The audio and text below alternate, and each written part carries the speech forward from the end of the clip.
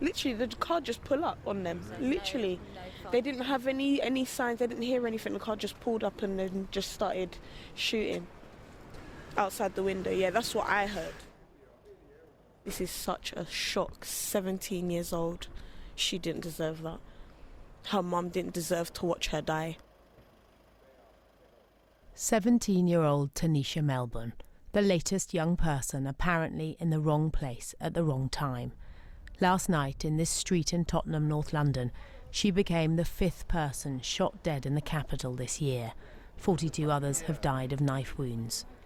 With the police carrying out fingertip searches, yet another street, yet another community coming to terms with an act of senseless violence. Not many people around here want to speak on camera about what happened last night and how a 17-year-old girl could end up shot dead in the street. But one woman did talk to me privately about what it's like to live around here. She said her son has told her about the postcode wars going on between gangs. He's 16 years old and she says he doesn't leave the house after dark for fear of getting caught up in it. I'm not part of it. Yeah, you can feel it here. Put your hand here. Yeah. A local man showed me where his car had been hit by a bullet last year. We took my car for forensic for almost a month. This door is in spray. You can look, the paint are different. Yeah, it was parked in the car park. And I think they were fighting, I don't know what happened, and boom. And how does it make you feel, the fact that it's happening around here, that a girl died? No, I won't got anything to say because I don't even... That area is rough. That's the only thing I can...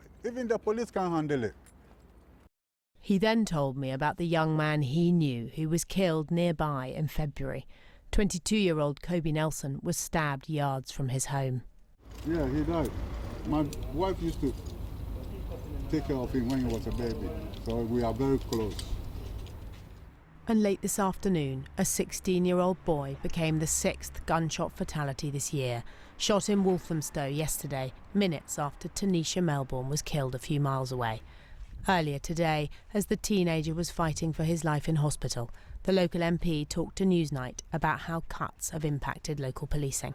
I've never seen resources so scarce on the ground to be able to have the relationships with people, to get that community intelligence, to support what our police are doing.